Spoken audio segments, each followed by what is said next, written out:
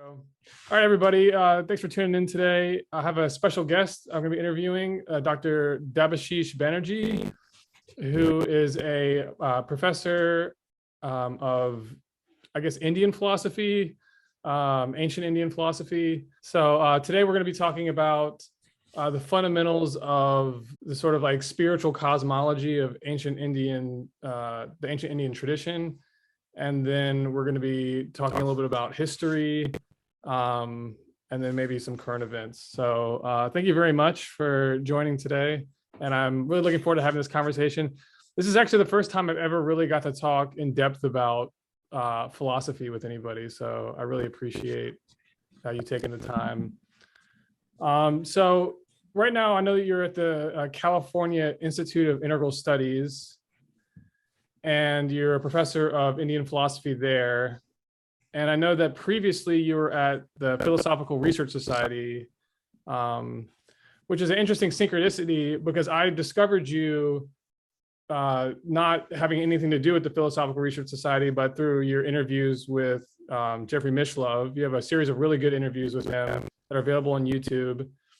And so I learned of you through that, and I was studying what you were teaching about Indian philosophy. And then it just kind of like happened that you were affiliated with the Philosophical Research Society, which was founded by Manly Hall. And Manly Hall is the philosopher who I've spent years and years studying. And I've just this past year beginning to try to teach the philosophy of Manly Hall, both on my YouTube channel and podcast. And I'm also going to be doing some publications. So it is an interesting connection there that you went through the Philosophical Research Society. And actually this past week, I went to Los Angeles to visit some friends, and I got to go there for the first time and see the space and tour the library. When you were working at Philosophical Research Society, were you based out of Los Angeles, and were you teaching in that facility? Yes, I was.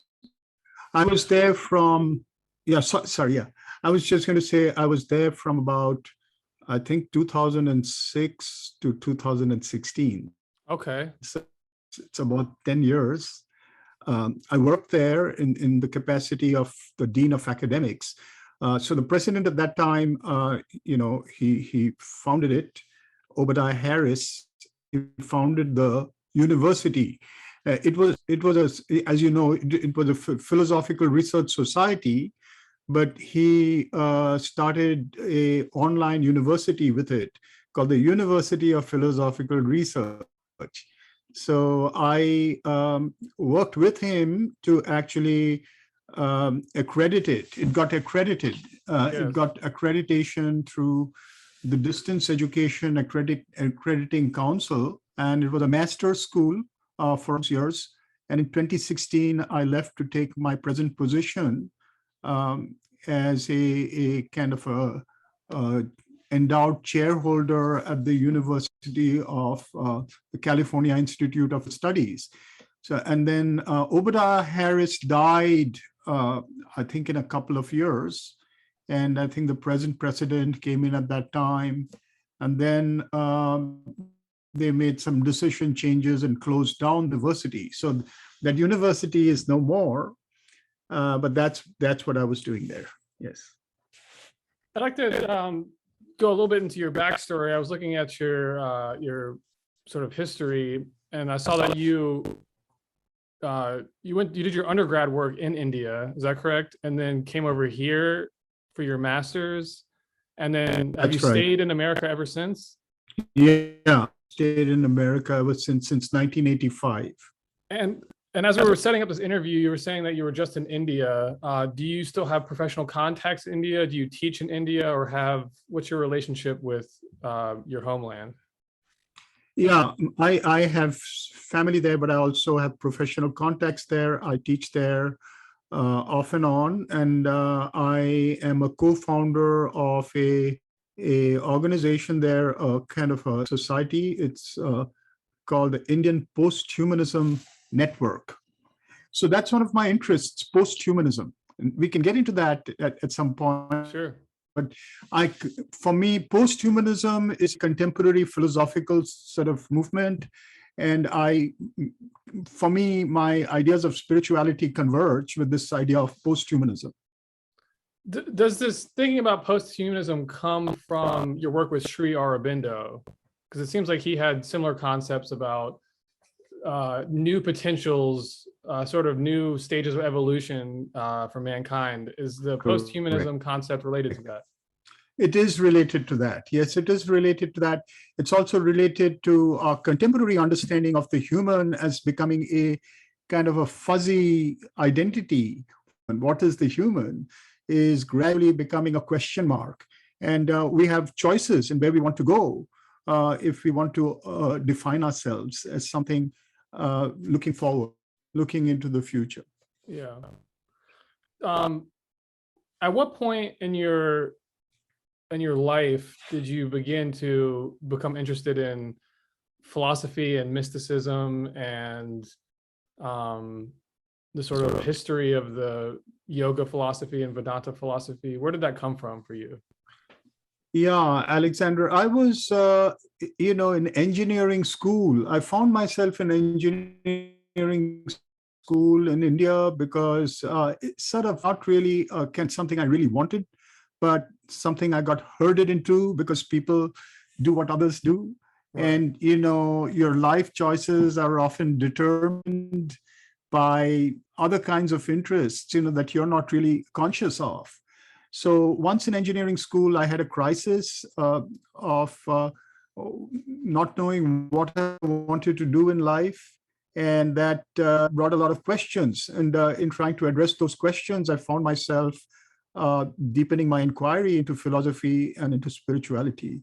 And that's how it all began. Yeah. Now, was Sri Aurobindo, because I have your book right here on him, is he someone that you found later in life, or was he one of the early inspirations for you? He was an early inspiration, not the first, but an early inspiration. He came, he's the one whose answers started making sense to me because he was a modern and he had perceptions on problems of our times.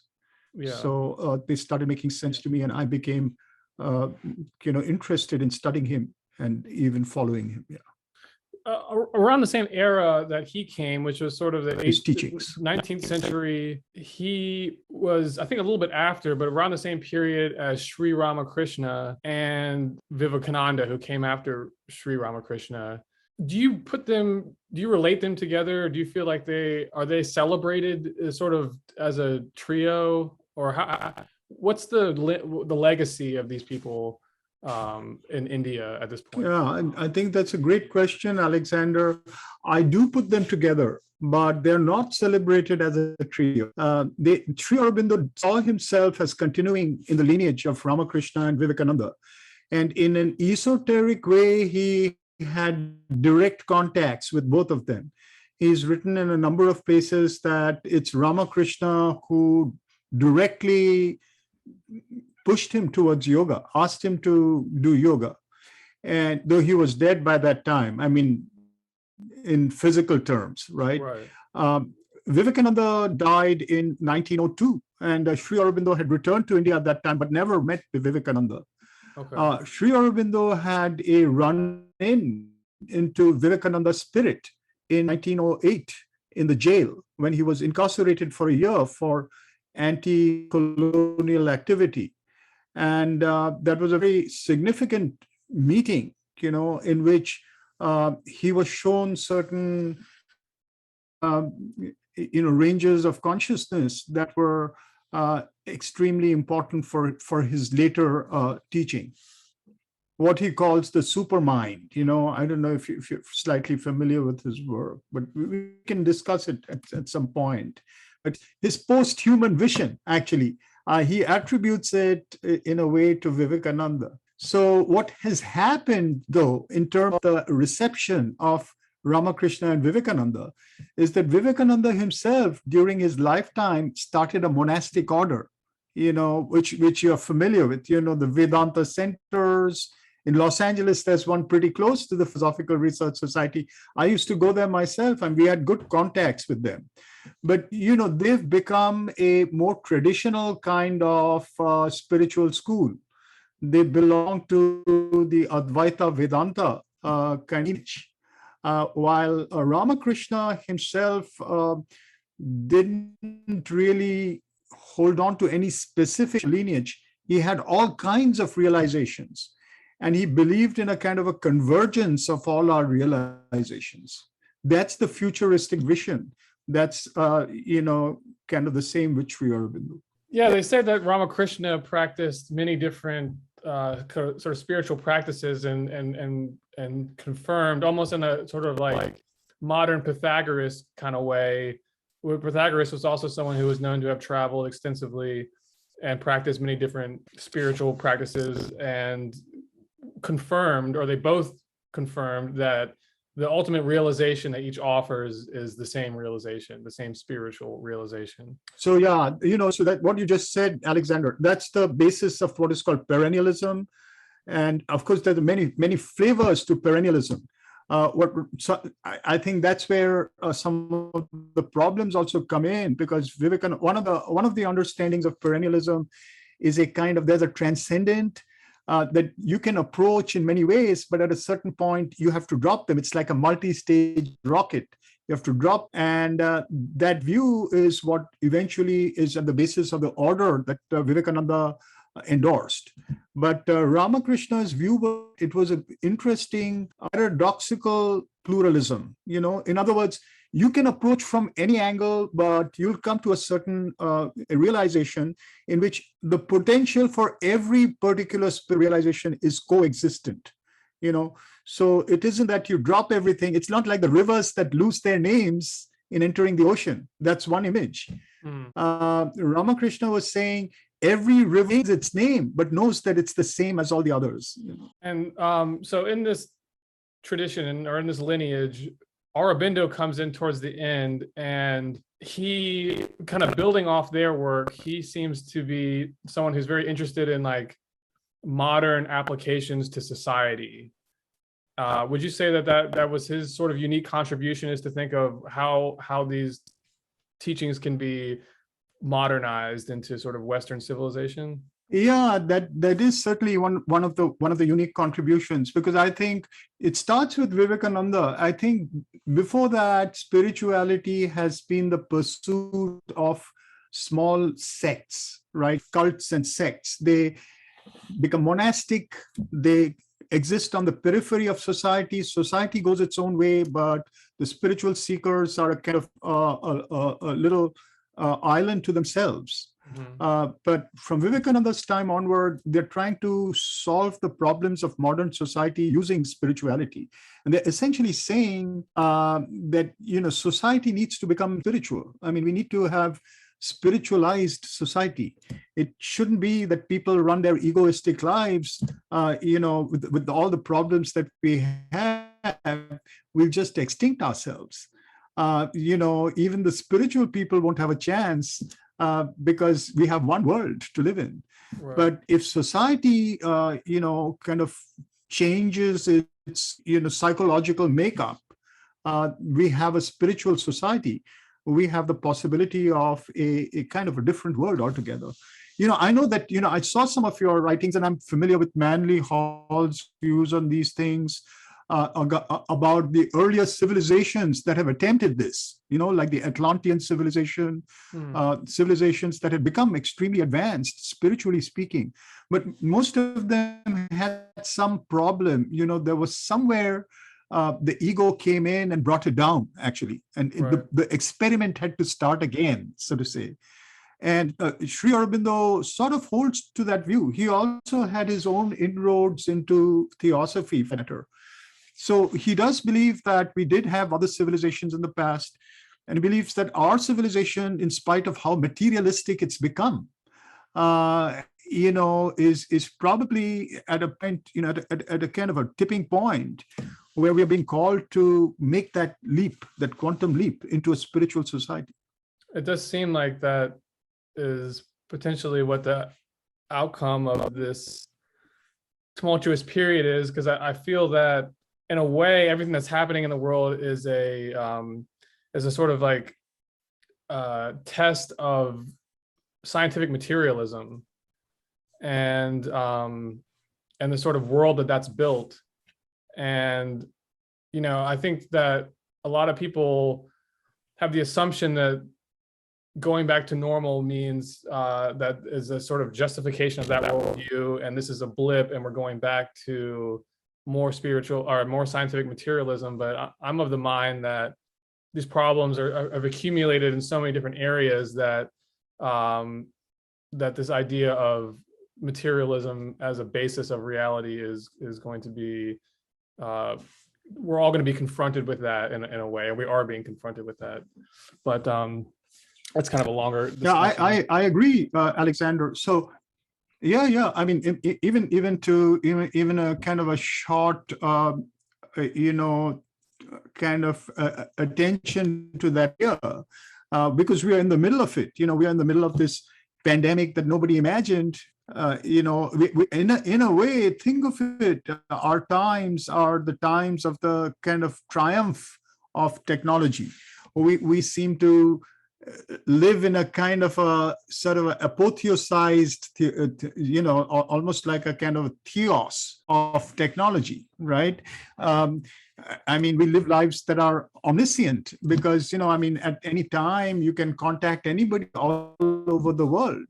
You can get any information you need anywhere in the world. It's a kind of omniscience, you know. You can act remotely in, you know, if you have the power. I mean, if you've got the money, you can punch a button and see somewhere a whole state probably blow up. So it's a kind of omnipotence, you know. So we're living in a kind of a godlike age of technology, and suddenly what happens? You know, I mean, everything goes wrong. You know, you have this pandemic that's taking place. Big corporations are folding up. You know, you have ecological change that's going on. I mean, you can't predict the climate. You've got big cataclysms occurring every day, everywhere. It's what they call a dystopia rather than an utopia that science is facing today. Yeah. So what is the way forward? Now, of course, as you said, most people think it's just a matter of time, and, you know, Big Brother corporation is coming and is going to come and save us, right? Pfizer is going to make the vaccine that will put it all to an end. And in a year's time, we'll be back to business as usual. We won't be back to business as usual. There'll be something else around the horizon. And so then the other side is the kind of doomsday people, right? They're the people who are saying it's the end of the world. We're right on Judgment Day. Everything is going to collapse.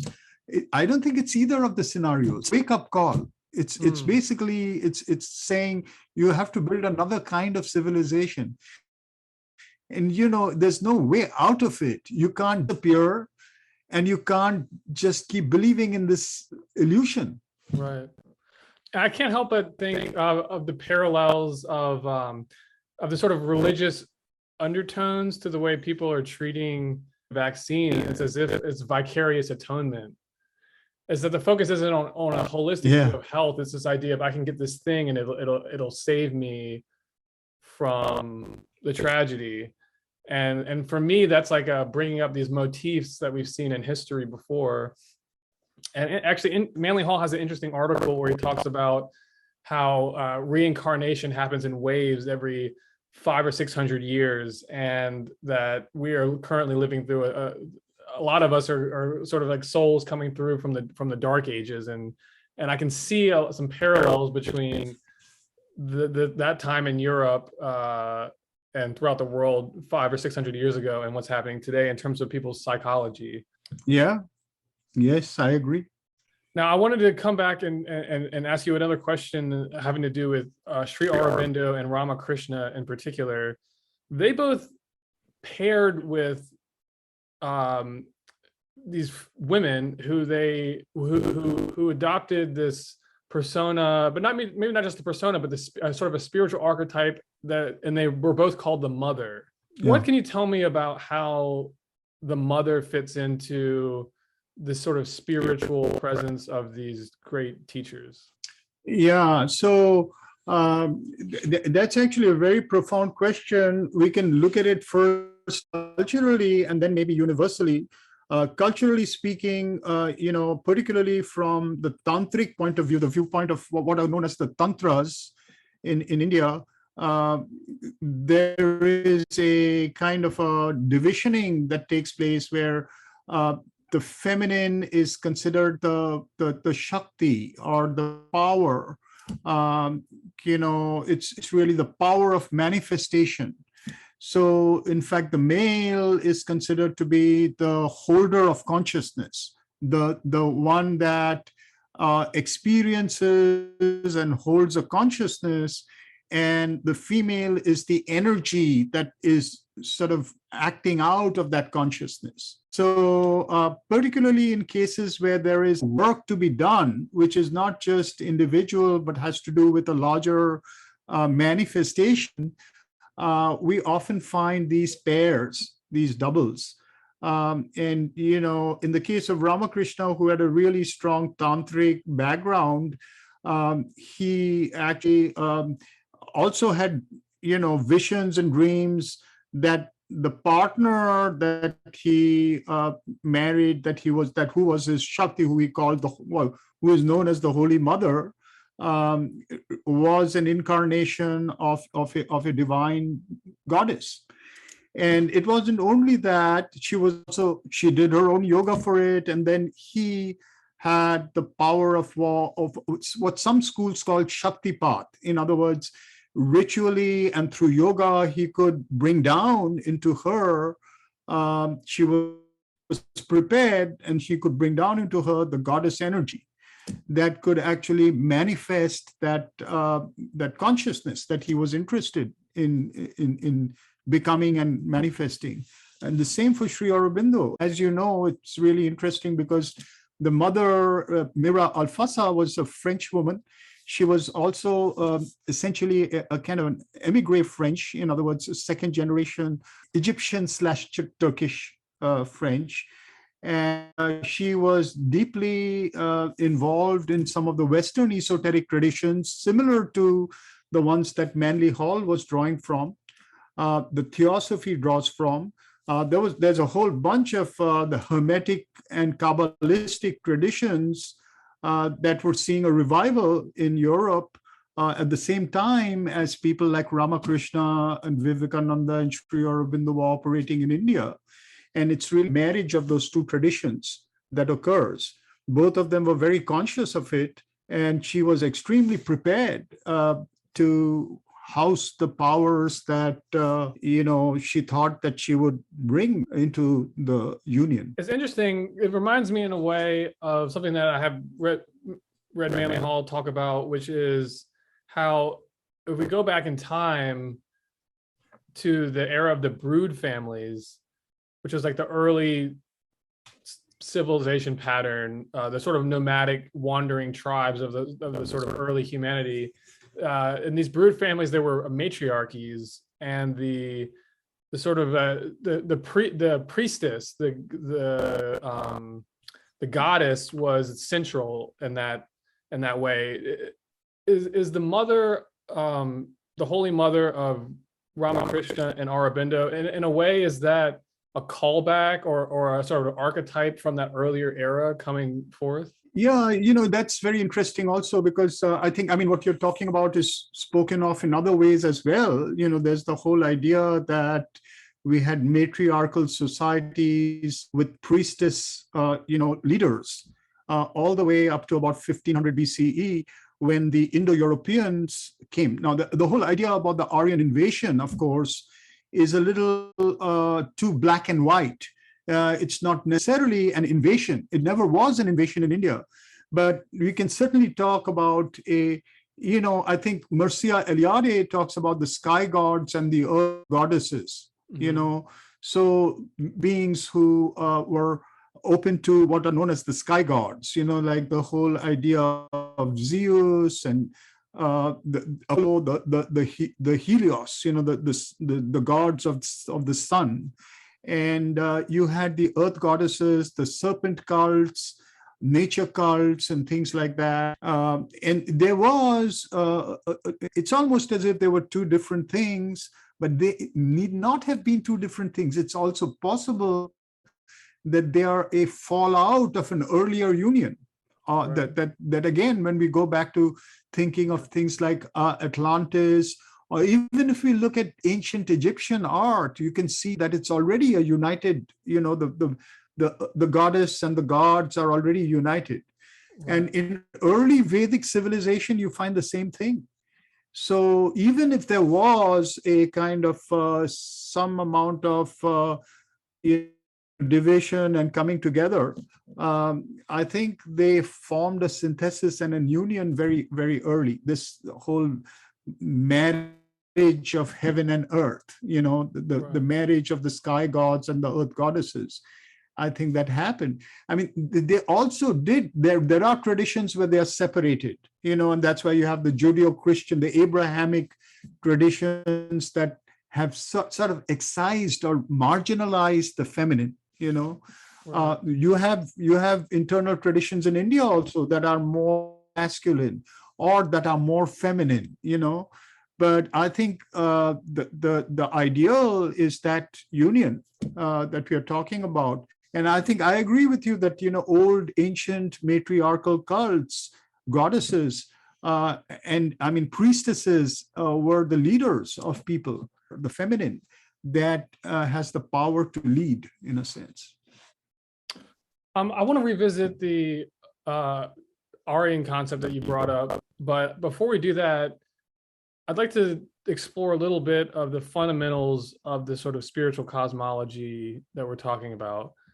And as far as I understand it, there's God as a unity, and then in creation, the unity becomes a trinity. So we have Brahman, and then we have Brahma, Vishnu, Shiva. Is that the basic framework that we're working with when we're trying to put together a spiritual cosmology? Yeah, that's very interesting. Actually, Brahma, Vishnu, and Shiva as names are a little late. They don't occur in the Vedas or in the Upanishads. They occur in the Puranas. But what you're talking about is definitely true. That there is in terms of genesis, cosmogenesis, how the spiritual universe becomes the cosmos. Definitely, you have this notion of the one. In some traditions, you have the one that becomes the two and then becomes the three. But certainly, there is a trinity that is necessary almost. That's the necessary foundation. Sri Aurobindo's work is also, one may say, Trinitarian from that viewpoint. It's the necessary foundation for a cosmos, and then that opens up into the multitude, into the many. So just to work with these concepts a little bit, it seems to me that Brahman, with the N on the end, Brahman, is the unmanifest, and then Brahma is the manifest. So we have the two forms of the spirit, the unmanifest spirit and then spirit in manifestation. Does that align with the basic idea? Well, Brahma, actually what you're saying is also true. In the Veda, the Brahma is not actually called Brahma. He's called Brahmanaspati. And the word Brahman actually means the word. It means the logos in the Veda, right? But in the Veda is really a sun religion. So you could say the supreme being is the sun god. But in the Upanishads, what happens is that the word Brahman becomes the name of God in the Upanishads. And Brahman is decentralized. So it is not just the sun, it's everything. Everything is Brahman. Brahman is the one being there is that has become everything else. And if it is to become the creator, then it becomes Brahma. Brahma has taken on a creative poise. So when we talk about the three, actually these three, Vishnu is another name for the sun god in the Veda. But the reason he's blue is that means the pervader. It pervades the sky. And when light pervades the sky looks blue. So that's the reason why he is the pervading one, the one that holds everything together, so to say. That's why he's called the preserver. So I would think of that as the soul.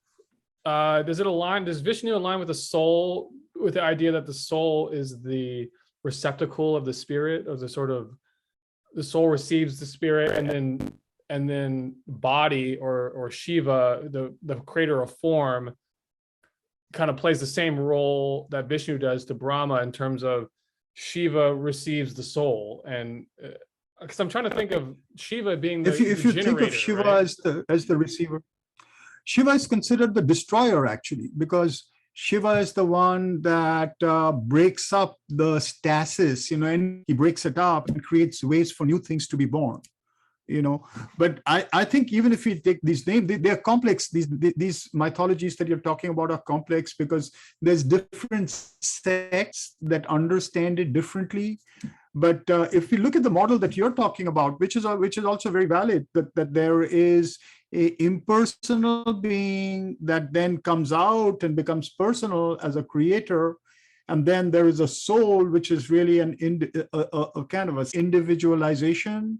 And then there is a receptacle for the soul, in which there is a grounding of that, of that individualization that takes place. Then we're talking about, a transcendental, a universal, and a individual, trinity. That becomes the trinity, the transcendental, the universal, and the individual.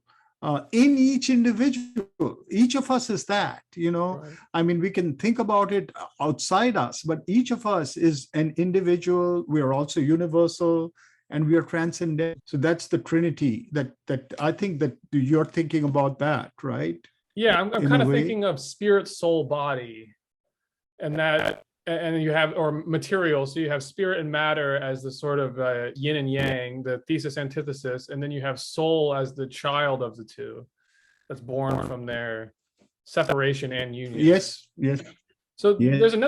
there's another concept that I've been struggling to fit into this picture, that comes from the ancient Indian mythology, which is Ishvara. Where does Ishvara fit into this? So the term Ishvara, it literally means Lord. And Ishvara is the aspect. Ishvara, the term occurs in the Upanishads, but it becomes really important in the Tantras. It's the universal, male principle. Just like we were talking about the male and the female, the earth gods and the sky gods. So that's the Lord, in the sense that everything is moving towards that. That's like the fountainhead of the nation. And the whole mythology of the tantras has to do with how the mother or the Shakti is a surrender to the Lord. So the Lord receives the surrender and empowers empowers nature. So in some schools they become Purusha and Prakriti, but Purusha and Prakriti, as it is understood later, is too dualistic. One is only a witness and only acts, while Ishvara Shakti, Ishvara is the Lord. So in other words, Ishvara has power which is held back, and Shakti is the surrendered power that is then manifesting in the world. So Shakti is the feminine principle. Yeah. Because I wanted to ask you, we talked about one trinity, form of trinity, which is Brahma, Vishnu, Shiva, but there's another trinity, or spirit, soul, body, but we have another trinity of father, mother, child. And the mother, I guess, is related to the concept of Maya. But is there a formal expression of a father, mother, child concept in ancient Indian tradition? Yeah, there again, the child is the soul. The child is considered to be the soul. It's the father element and the mother element that really, the marriage of the two takes place inside us. Esoterically, it takes place in the heart chakra. That's why the geometric symbol of the heart chakra, the two triangles, right? Mm-hmm. That the downward pointing and the upward pointing triangle that make a pentagram, actually a hexagram. So this at the center of the hexagram is the birth of the soul. So the soul is born from the marriage of the Ishvara and the Shakti. Okay. Now, so these are all abstract. These are personalization of abstract principles. Yeah. And that's all what Right. all mythology has always been, is personalizing and mythologizing abstract concepts. To bring things now from this abstract level down into the human level, we have the idea of the Manu and the Rishis. Is this something that you're familiar with, the incarnation of the Manu and the Rishis as the sort of guiding lights of the human evolutionary process? Yeah, so the word Manu, it's interesting, right? Is related to man, right? And also in India to Manushya, which means man. Actually, these are really Indo-European terms. That's why they're so similar. It's just one family of languages, really.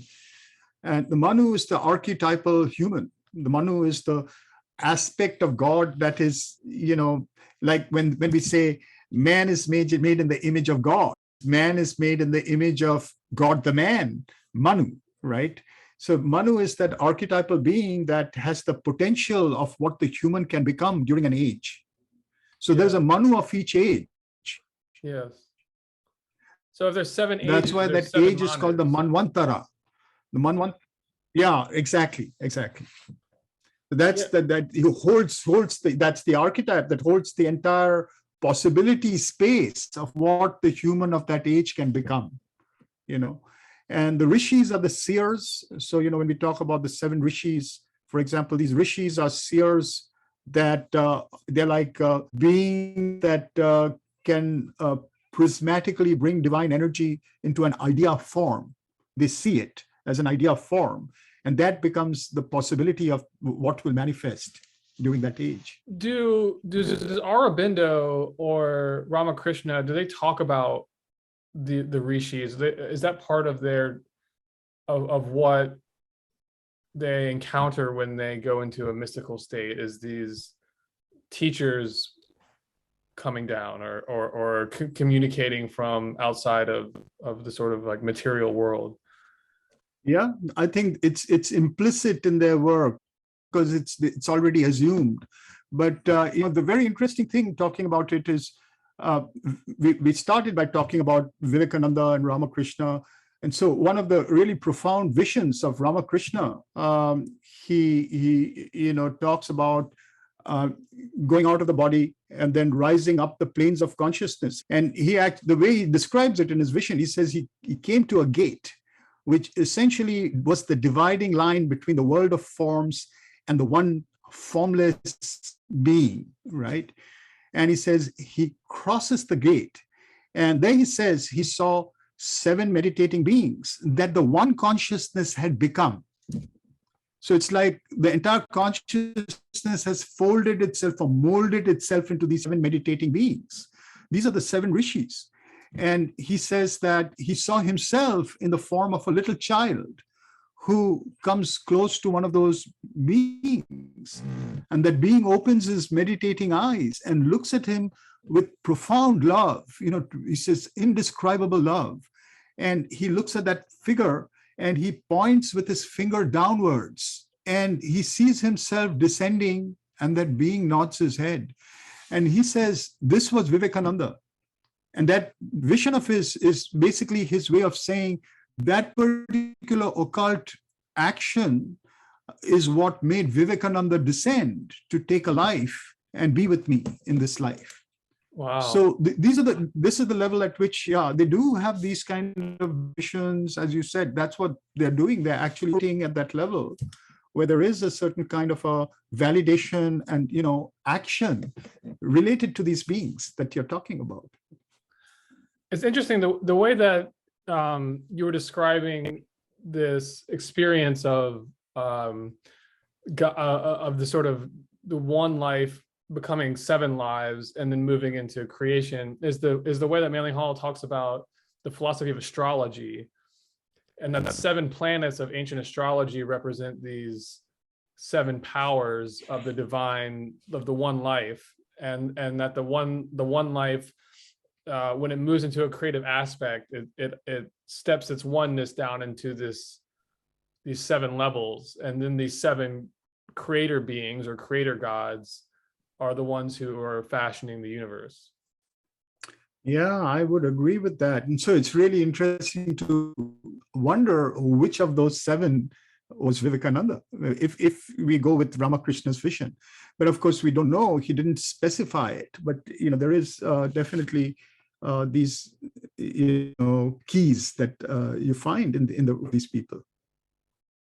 And it also reminds me a little bit of this is someone I'm less have an expertise with, but I've heard Manly Hall use this term before, which is the seven rays, and the idea that it's sort of like the colors of the spectrum, and each person has a father star or a father ray, who is like we all have all seven, but each person has a dominant sort of spiritual light that they are embodying. And it maybe reminds me of that a little bit. Yeah, sure. The idea of the seven rays is directly Vedic. I mean, the Veda talks about the seven rays. It sometimes calls them the seven rays.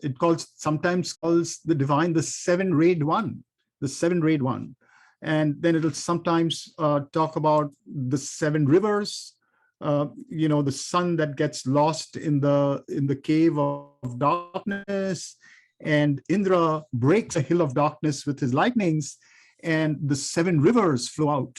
So these are the seven rays, which are the rays of the sun. But when they come into the earth, they become fertilizing elements. Then they become the seven rivers. So are these the sun gods versus the earth mother? And these seven are the activating principles. And then there's an equivalent seven that receive these seven principles. Yes, absolutely. Yeah. So Sri Aurobindo actually talks about three layers. He talks about the seven suns, S-U-N-S, in the heaven world. He talks about a mid-world with seven centers. These are seven centers, so seven centers or seven lotuses. He calls them seven lotuses. And then the earth, the universal earth with its seven jewels. So these are the jeweled receptacles. Manly Hall talks about it too. And what's his name? Nicholas Roerich, who is one of the great leaders of the Agni Yoga system, talked about the seven jewel centers of the earth. So these the jewels are the earth counterpart of the suns, and the lotuses that belong to the water in that sense, Right. That is the water of consciousness. So you have these three layers: the earth layer, the water layer, and the solar layer. They have to do with matter, life, and mind. So each principle, and the integral is constituted by the seven, each finding its corresponding element in the other two to form the bridge. That is the ultimate goal of what we know as the vertical axis, the axis mundi. Right. Building the integral axis. Right. On this subject of sort of astrology, I haven't gone too deep into it, but I have a few books on Vedic astrology, and it's different. It's very different than the Western system.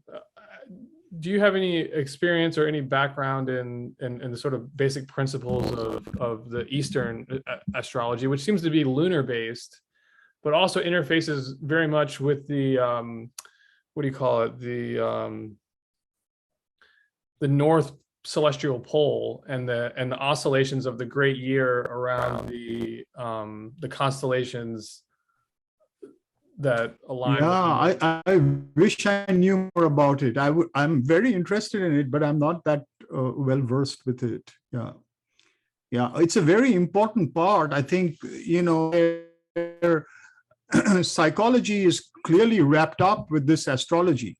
That it's very deeply related. Unfortunately, I'm not that well versed in that aspect. Well, my feeling is that the sort of like true astrology is the bridge, is these Western and Eastern put together, and that's one of the reasons why I think that there's a lot of people today, you can find them on YouTube, a lot of people who write books on astrology, and I feel like those systems can only be incomplete because if you're not factoring in the Eastern approach, then and the lunar and this celestial motion, then you can't possibly have the full philosophical understanding of what you're doing. That's just my opinion. Yeah. Yeah. I wanted to ask you a little bit about Theosophy and the lineage of philosophy in India, because India is very related to this theosophical motion, and the theosophical motion draws from India. Are you a student of Theosophy, and what is your sort of how does it compare to what the sort of basic ideas of it? How does it compare to what you know about the teachings of Vivekananda and Ramakrishna and Aurobindo, who are not, as far as I know, they're not really referenced in Theosophy. So do they align, in your opinion? Yeah, so I'm not a deep student of Theosophy, but I do know a good deal about Theosophy. Theosophy has had tremendous impact on what we call the New Age, and all the many different schools of our times. And Theosophy itself belongs to, as I was mentioning, entire rethinking of Western, esoteric knowledge that took place in the 19th and 20th centuries. And so Madame Blavatsky, really received and consolidated, integrated a lot of this knowledge that was then being, generated between the 19th and 20th centuries. And I think, there's a lot of truth in it. And I think, the beautiful thing is that they integrated the Chaldean and the Vedic. So there's a synthesis that takes place. And I think they got nuggets of the kind of truth that there was before the split took place. I mean, I think what we are seeing today in terms of esoteric knowledge is very diluted, and even more so due to the modern age and due to the, breakup, firstly of religions and then of the of science and all that. It's really broken up. It's like we've all been blindfolded, but in our age. But if we look at all the world's traditions, we can definitely see that there are profound similarities between them. And similarities point to historical, points of integrality that have split up over time. And I think, Theosophy and then this Western movement was an attempt to recover some of that integral knowledge. And they tried to do it through a variety of means, through opening by intuition, through experience, through study, through bringing together world traditions and creating a synthesis. And I think there's a lot of profound truth in it. But also, I feel we shouldn't look at it as too rigid a system. The ancient teaching is so flexible that, you have to, I think one of the things that science has done to us in our age is to make the world static. We are always looking for a single truth. While what the ancients were interested in is how each individual can become the full potential of who they are. That's what the Rishi is. Each Rishi is a poet, in a sense, that has creative power to give the same thing in a new way. So we are also that, in a sense. We can ultimately create worlds of our own that are the same world. It seems as if these are totally different worlds, but we are actually creating universes that are the same universe. We live in it, and we actually appreciate each other's universe and live in each other's universe, even while we live in it. This is the higher dimensional reality of a plural age. We can't think of it in our present condition, but we can think of it if we are one. We can have perfect freedom and still have total unity. Just continuing on the subject of Theosophy, one of the main points of Theosophy is the idea of the Mahatmas. And in the West, that concept has been interpreted with by a lot of people with a lot of hesitancy. But the idea of the Mahatmas is not, or these sort of like guru type spiritual teachers who communicate through consciousness and mind sort of out of body, that's not abnormal or in the Indian tradition. Is that correct? No, it isn't abnormal. Like, for example, as I was telling you, even Sri Aurobindo saying that Vivekananda came to him in the jail and showed him new ranges of consciousness. It's in India, if I say this to a Western person, he'll think I'm cuckoo. But he said it out loud in a public speech shortly after he came out of the jail, and nobody took it as anything extraordinary. It's very possible. I mean, it's accepted. See, I think what Theosophy does, which is new, is to talk about world teachers. While here we are talking about lineages, and this is happening time in India. You have a lineage. You've read the autobiography of a yogi, right? Actually, I haven't read that one. The Paramhansa Yogananda. Yeah, you should read it. I think you'll really enjoy it. Okay. Because there he's talking about the lineage and how the so-called dead gurus are all appearing and, in a sense, communicating. And this is going on all the time. Actually, invisibly, we are receiving communications from the gurus and rishis all the time. I think one of the things that Theosophy does is creating a pantheon of world teachers. Even when they're thinking about beings like Krishna, Christ, Buddha, as forming a pantheon of world teachers, there's a sense of world history, a sense of a single world that is moving towards a spiritual destiny. This kind of an idea is new.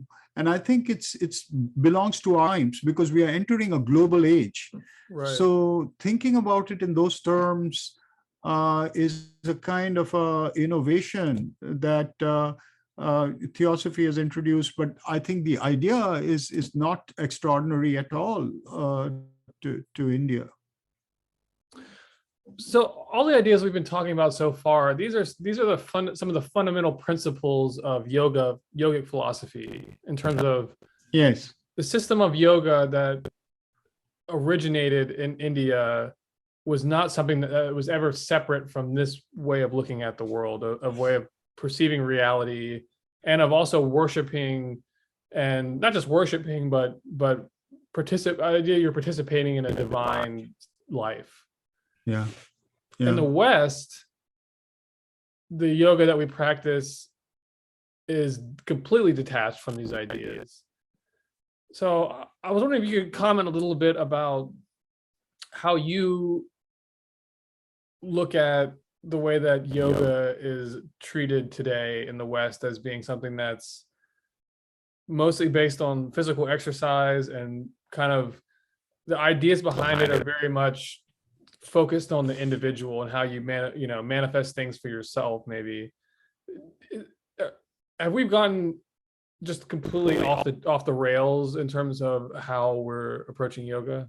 Yeah, I think, Alexander, to answer your question, firstly, growing up in India is also today, I think it's a lot of India is also quite westernized. So it's a mixed experience. On the one hand, you do come across, yogis, temples, that there are these kinds of experiences. The knowledge of yoga is much more available, and one isn't surprised by these kinds of things. For example, the notion of atheism, that people spend a lot of ink and kind of, they get into deep arguments about, does God exist or does God not exist? This question is not that important a question in India.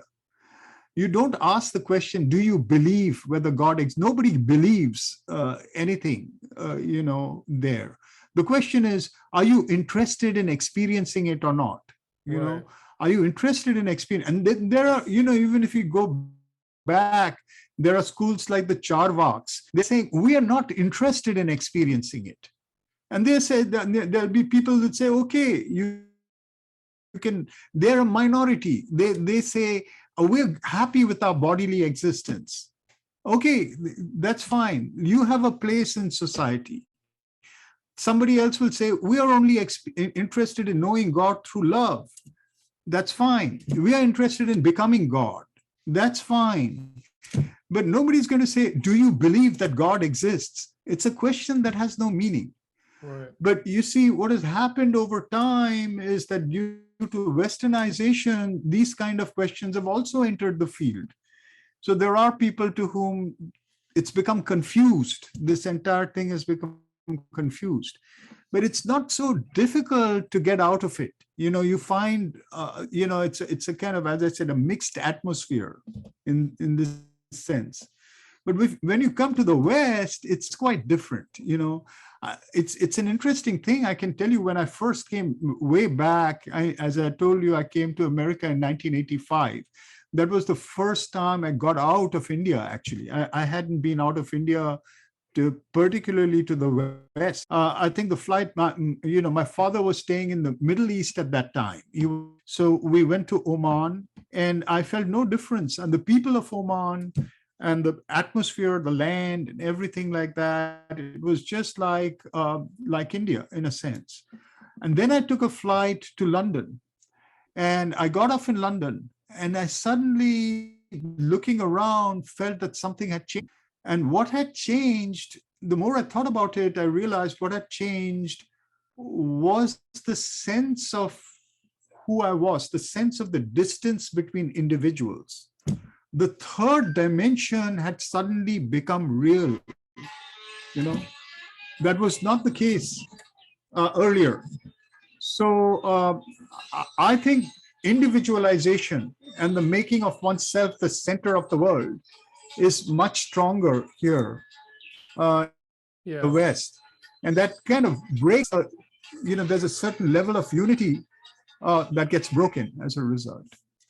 That kind of difference, I mean, it's a difference of, so you're talking about yoga. I think when the idea of yoga comes in here, it's necessarily going to be an individual thing. And at first, it'll really be the kind of thing you're talking about that really supports ego pursuit, kind of fitness and health, which are okay by themselves, but they don't go anywhere. Right. They just support your own ego existence. Well, just for a few people, it might open the door to wisdom or to becoming something other than who we take ourselves to be. Right. Now, I think I recall from what I've read of Vivekananda, I know Manly Hall said this, I know Carl Jung has said this. They think it's somewhat dangerous the way to be sort of experimenting with these yoga exercises without the sort of philosophy behind it. And in a way, I think of it like the body is an electromagnetic system in the same way that a house is, and you wouldn't tinker with the wiring of a house without knowing what you're doing. Are people tinkering with their sort of mind-body electromagnetic system in a way by doing, the people who are doing like really intense yoga and intense meditation without the guiding sort of context of the ideas that we were talking about, or even having a teacher who's really informed in this world? Do you think it's actually could be possibly a negative thing for people to be in the West to be intensely doing yoga, but still occupied by ego sort of as a primary consciousness? It can, Alexander. I'm familiar with both Carl Jung and Manly Hall's views on this matter. And I agree to some extent. I think one of the things that both of them were saying, and I know this is also the case with the Rosicrucians. I've read the Rosicrucian texts. They're saying to some extent that Western people are not really ready for yoga. Jung was saying that. Jung was saying, I feel I have to take other lives to become ready for the kind of spiritual life that's lived in India. But I think, I think Manly Hall was also saying to some extent, I think the notion of collective unconscious comes into it. that cultures have built a certain kind of cultural knowledge, what you might call a kind of a sort of esoteric cultural matrix. You were talking about electromagnetic matrix. I think cultures have built that makes it easier for them to tune into certain forms of self-transcendence or self-transformation. But also, I think, again, we're talking about the modern age and also talking about what we are saying, Theosophy creating a pantheon of world teachers. I think today it's much more flexible. I think we have access, occult access to world cultures. And for those who are sincere, they can tap into these. I think they can tap into these, which would have been much more difficult even 100 years back, even during, even 50, 60 years back, during the time of people like Jung and Manly Hall. I think things have changed, but at the same time, I think the danger is not past, where you could do what you're saying. You could basically tinker with a kind of a wrong wiring and burn yourself out. The one time in my life that I was sort of fasting and doing yoga every day and meditating every day, and sort of an imitation of the Indian practices, Indian yoga practices, I opened up something within me and I could not control the way I felt. Like I was an emotional mess. And it was the only time in my life that I really felt that way. And I can't help but and it wasn't until later on that I read Carl Jung and Manly Hall and Vivekananda talking about it. And I can't help but think that the fact that I was playing around with my system without really knowing what I was doing factored into that equation. Yeah, but Alexander, this can happen in India as well. I mean, if you read, there's a famous writer called Gopi Krishna, right? If you locate his book, Gopi Krishna's book, I'm forgetting the name, but it's on Tantra. It was from Kashmir. And he, without any teacher, he tried opening up some of these exercises and had a Kundalini experience that really messed him up for quite some time. He didn't know what to do. He went crazy. And then he wrote to a number of people. That's where the difference is. I think there are people you can approach. So he wrote to a number of people and he got help. In fact, Sri Aurobindo was one of them. And that letter that he wrote to Sri Aurobindo has been published. Sri Aurobindo he's looking for a teacher. He said, like you were saying, I mean, he's saying that maybe I should not have done this without a teacher. I needed a teacher to help guide me into these practices. And then he asked Sri Aurobindo whether he'd be his teacher. And he said that I don't think your path is not the same as mine, but I can help you. And so what help he gave him in an occult way stabilized him. He became okay after that. And then he had his own experiences. He didn't find another teacher, but he did continue to explore and do his own yoga without a teacher. But everything was fine after that. But the beginning was like what you're saying. I know somebody else over here. You talked about Jeffrey Mishlove. In fact, I was going to say that Jeffrey and I were both at the University of Philosophical Research. Oh, and Jeffrey is also very knowledgeable about Manly Hall. Yeah. So, anyway, what I wanted to say is that Jeffrey's wife, who was also a faculty there at University of Philosophical Research, she's a wonderful psychologist herself, Janelle Barlow. She had a Kundalini experience that whacked her out and she didn't know what to do about it. And then again, by chance, I think, the bottom line, what I'm saying is if you are sincere, you will find what you're looking for. Even through coincidences, even through miracles, you'll find it. Because she did get directed to an Indian teacher in somewhere else, in some other state, who had started a small ashram, and she went there and he helped her and she became. So, it's possible. I think in our age where there's so much mixing that's going on, that electromagnetic matrix that you're talking about has also become richer. Right. But the danger has not gone away. I think the danger you're talking about is very real. Right. You mentioned a couple of times Krishna, and just as a side note, how does Krishna fit into this picture that we were talking about earlier? Was he an actual person that is said to have one day lived and sort of maybe like a bodhisattva type, or is he more of one of these like gods that personify a principle? So the jury is out on that in terms of what people talk about, etc. I believe he lived. He was an actual person. And the whole idea of the incarnation in India, avatar, the idea of the avatar begins with Krishna.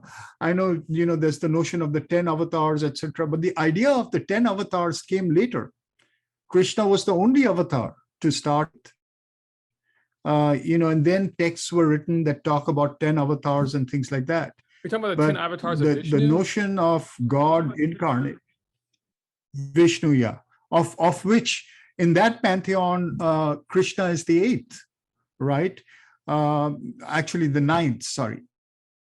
Krishna is the 9th in that pantheon.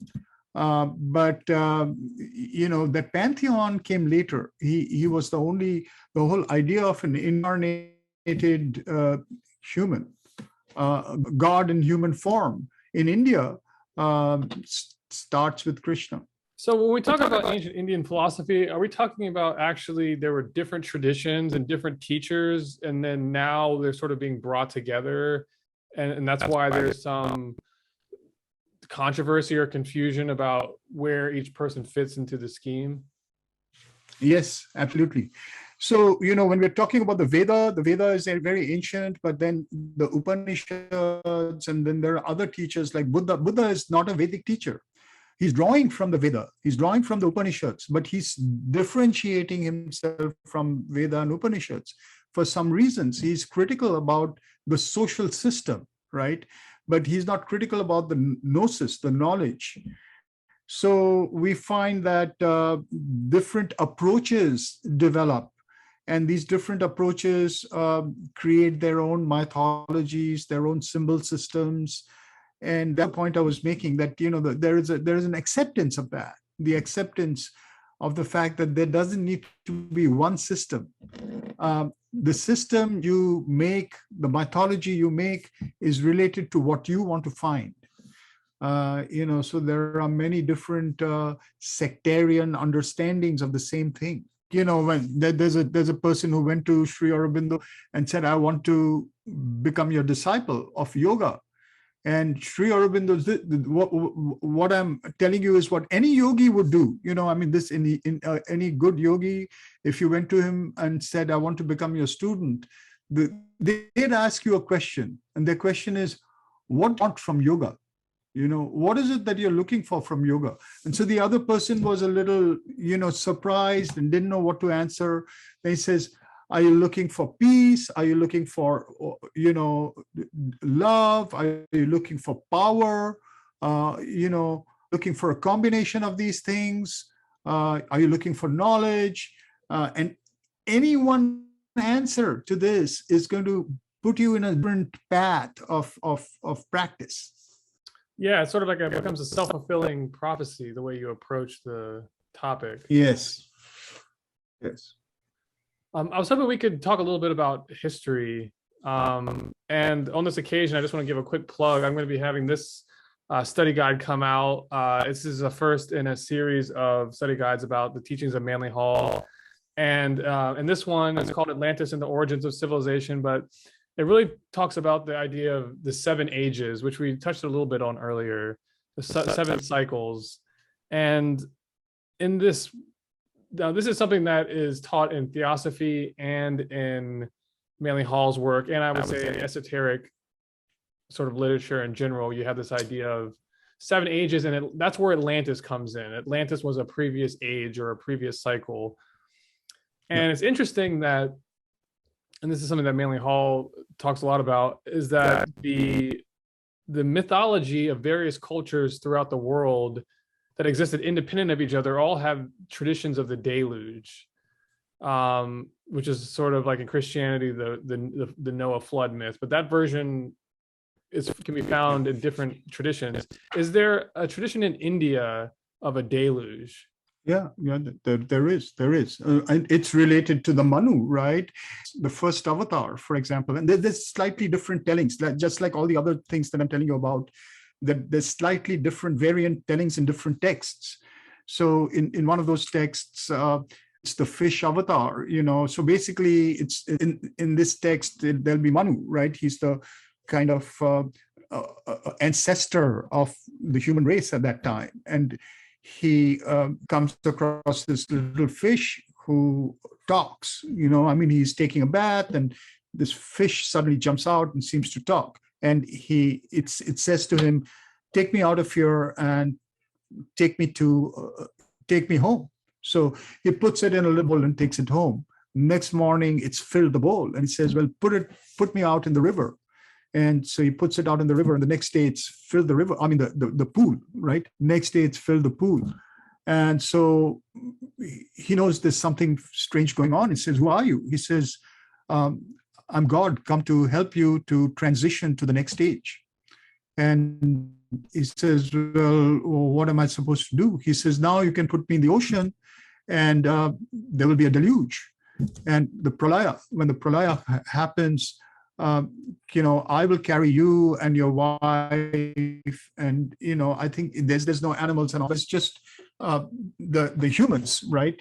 The seed of the humans, so to say. But the variant story says that the fish says, I will carry the Veda on and save that, nothing else. I'll just save the Veda, which will continue into the new age, because there will be a new creation that will rise, but they will have the truth in that form. And this is the first incarnation? So there are different ways of telling it. Basically, the first incarnation, the first incarnation. And it's a fish. In other words, it's that which rises out of the water.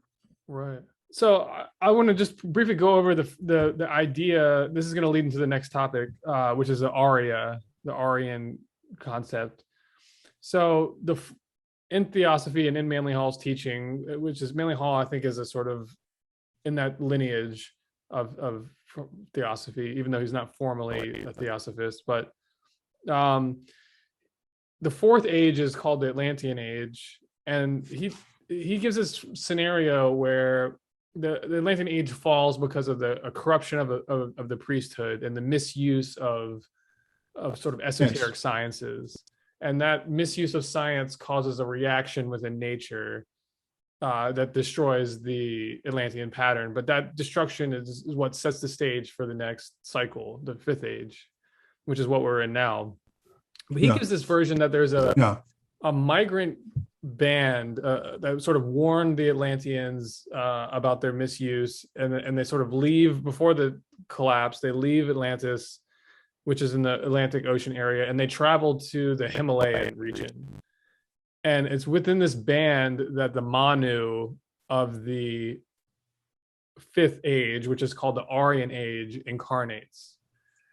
And Manly Hall says that this incarnation of the Manu in this northern Asian region is what births the Vedas, the original Vedas.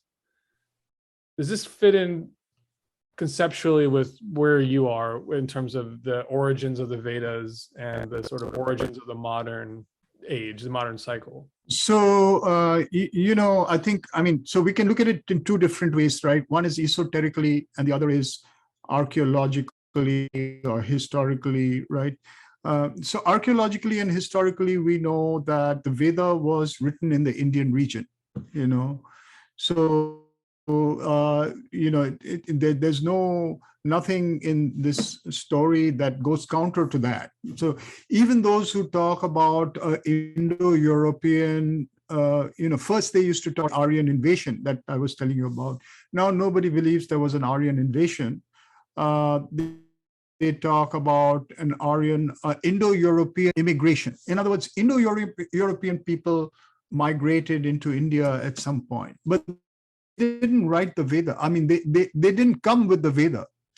The Veda was written in the Himalayan regions. You know, whoever it was wrote the Veda as a group or as leaders, Rishis, in the Himalayan regions, because all the geography there is about that region, you know.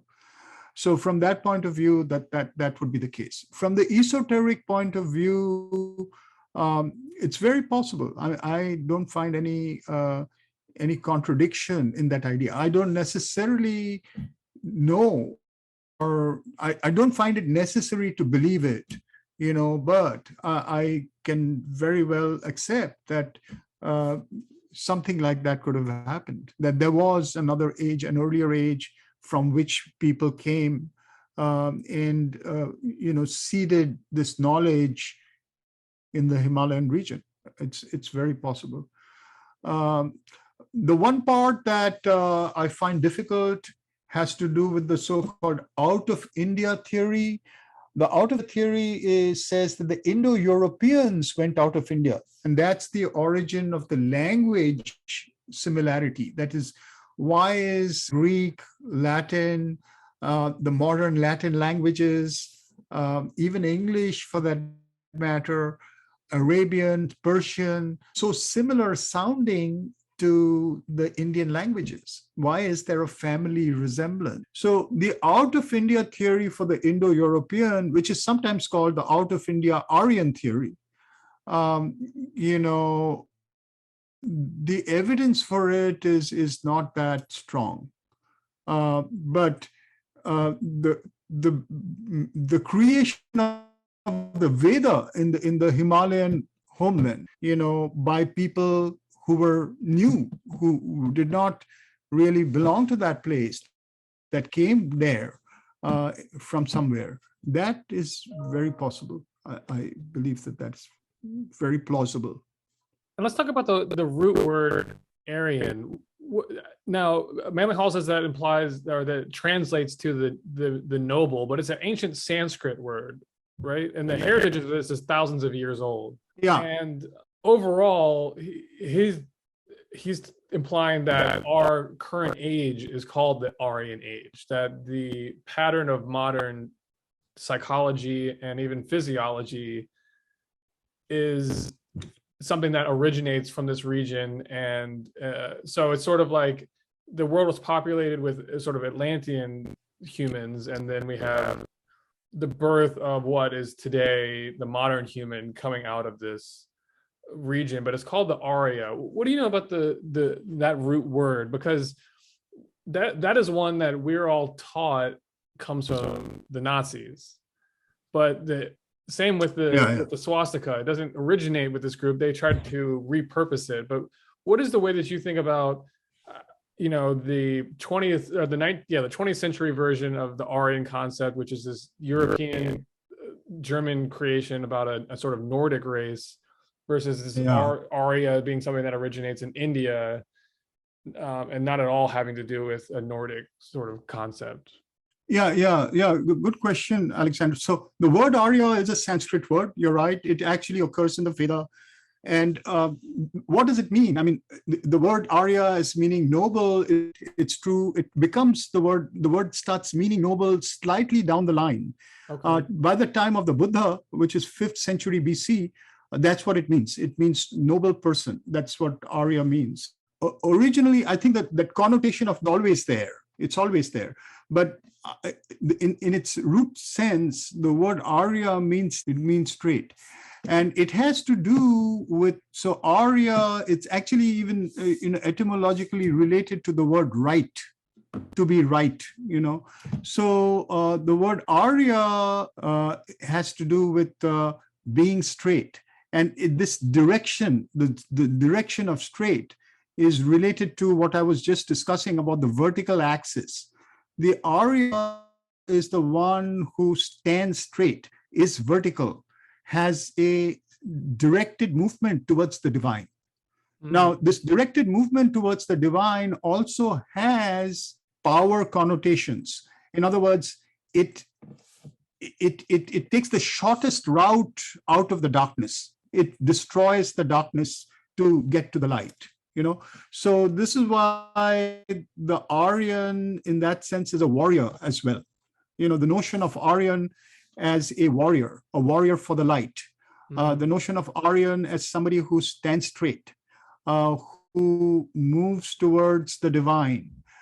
These also become the qualities of the noble person. And that's how the translation of Arya into noble takes place over time. And in society, the noble people are called Arya. But it has a spiritual meaning to start with. That's the spiritual meaning. The spiritual meaning is those whose lives are aimed at becoming divine, who have a straight path to the divine. In fact, the word arrow is related to the word Arya. Oh. The arrow is something you direct in a straight target. That's what the Arya is. Is the word Iran, as in the country Iran, is that also from that lineage? It is from that lineage. So we're not talking about that's how they got. Yeah. I was saying we're not talking about something that has to do with one ethnicity. We're talking about something that is transcendent of ethnicity and has to do with your sort of spiritual constitution. Absolutely. Spiritual. Exactly. It has nothing to do with ethnicity. It has to do with spiritual quality. Yeah, it's a shame that the way that we're introduced to the concept is the exact opposite of what the intention was. Yeah, but that's probably true with a lot of things. Yeah. So when Sri Aurobindo, when the entire nationalist movement was taking place, and Sri Aurobindo was writing all his works, he wrote them in a journal that he called Arya. Now, this was long before the Second World War. This was during the First World War. So, I mean, that connotation by which we know it now did not exist at all at that point. Right. But he explains it in the very first volume of that journal. He explains the meaning of the word Arya and its roots. And that's exactly what I was telling you. Okay. And while we're on the topic, let's just talk about the swastika briefly. What was the original intent of this symbol? It's a solar symbol. It's like an engine, it's like a wind vane, right? If the wind hits one angle, the whole thing starts turning. And this turning is in a clockwise direction. So the swastika literally means swasti. Swasti means su asti. Su asti means to be good, to be well. So the swastika was like an engine for wellness. How can you have spiritual health? How do you have spiritual health? You have spiritual health by, in this idea, in being in a orbit of the sun, the spiritual sun, right? If you're in the orbit, if your movement is in the orbit of the spiritual sun, you are spiritually healthy. This is the idea of the swastika. So the swastika is like a wind vane that actually spins around in a clockwise fashion around the sun and gives you. Is it related to the chakra concept at all? Because the chakra is also described as these vortices of. It is. Yeah. Each chakra is a wheel. It turns like that, and so. In a sense, it's the entire, kind of motion of the inner being, inner person, that is related to the sun, that's related to the divine. I think it's interesting that you see it a lot in Buddhist statues, like on the pineal gland, where that would be. Yes. On their statues. Yes. And sort of supporting your explanation. Yes. Just one little other thing, the Buddha stupa, right? The stupa, which is the relic mound of the Buddha. The stupas are little mounds like that. I mean, why little? Sometimes very large mounds. And they have 4 gates, which are in the 4 cardinal directions, not south, east, and west. But the entry to the gate is a channel that comes like that. And there's an axis like this, and then the channel that comes out like that. So the four gates, along with their entryways, form a swastika. And the whole idea is you enter the gate and you find the stupa and you walk around it. So the swastika is what is really the engine that leads you into the orbit of the sun.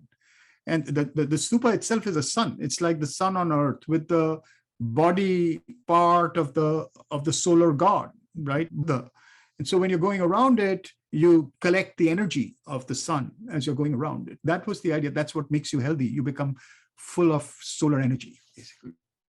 Interesting. And what you're saying also reminds me of how some religious rituals seem to have been where you almost like the Kaaba in Mecca, where you have this rotation around Exactly. the sort of spiritual center. Same thing. Yes, same thing. Yeah.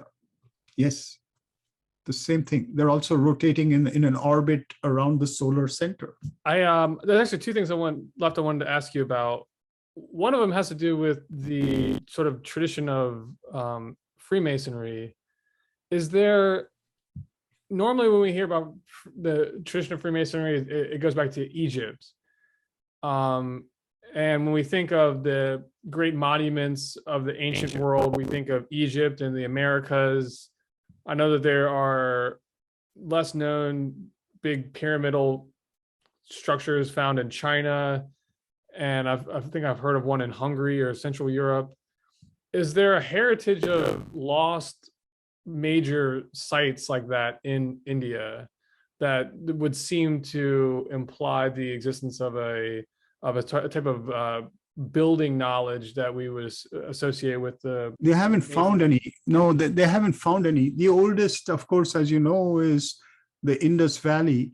There are old, there's nothing else of that kind in India. The old ones in the say that go back to about 1500 BC are more like dolmens. Like the dolmens that you find in places like Hungary and all that in France, the standing stones of Stonehenge and places like that. You have structures of that kind, but you don't have those pyramids and, the kind of, advanced building knowledge. Yeah, which is an interesting thing because, say Freemasonry, for example, you have the notion of the triangle with the eye on top, which appears on our currency notes, right? Which is really a Freemason symbol, right? That's Mandy Hall makes that point too, right? That emblem is a Vedic emblem, huh? Really? Yeah, I didn't know that. Yeah, that eye. There's a very important Vedic hymn about the eye of Vishnu, which is like the single eye that is extended across heaven. Wow. And all the gods are looking at it. All the gods are always looking at it. So it's the notion of the sun with the planets. The planets are always looking at the sun. So it's an eye that is spread across heaven and all the gods are looking at it. So this looking at is like a triangle. It's like a pyramid or a triangle with the eye on top. Right. It kind of makes sense when you're talking about the fact that some parts of the earth have these pyramidal structures, but the area where the Vedas were born did not. To me, that almost is a type of kind of interesting support for the idea that the India and in the northern Indian region, especially, or the Himalayan region, is perhaps was not an area where the sort of former Atlantean civilization, who I associate as being the pyramid builders, the original ones, that civilization pattern did not stretch into India, but India instead became the stronghold and the originator of the next cycle, which was more nomadic and built on perhaps the yogas as a replacement for these giant temple complexes that the sort of wandering tribes and the way that they taught spirituality for this new cycle. I think maybe there's a connection there, but I just suggesting that. It's possible. The last thing I wanted to talk about was Auroville. Is Auroville, now I saw your interview with Jeffrey Mishlove about it. What's your relationship with Auroville and your experience with it? Because it's a place that I would love to visit, and it seems very fascinating to me, but tell me a little bit about it. Yeah, it was founded by the mother, and it is a kind of an international spiritual site where people from different cultures go. But the idea is, and what we were talking about, a convergent spirituality. People come with their own ideas, but basically they're looking for something which is the one in which, they can find, togetherness. And also there is, of course, the teachings of Sri Aurobindo are there. They can use it. I mean, there's no compulsion that somebody has to follow Sri Aurobindo, but in a way, they're all looking to discover a spiritual life. Just like when we began our conversation, how can modernity turn towards a kind of a spiritual society? It's an attempt to experiment towards that. And I think, so you create a space for that. And I think it's really a kind of, it's still in the making, but I think it's quite at quite an advanced stage in that sense. Talking about architecture, right? It's a great space for architecture. And right in the center, there is that mother's temple called Matri Mandir, which it's not pyramidal, it's circular, like a womb, right? Or like a sun that's rising out of the earth. Right. And that's a very powerful meditation space. It's really got an energy there that pervades the entire city and seems to give it something invisible that people are, receiving all the time. Yeah, I was gonna say, I think I saw you mention that it had a sort of there was a type of energy to it that facilitates meditation in this center. Is that true?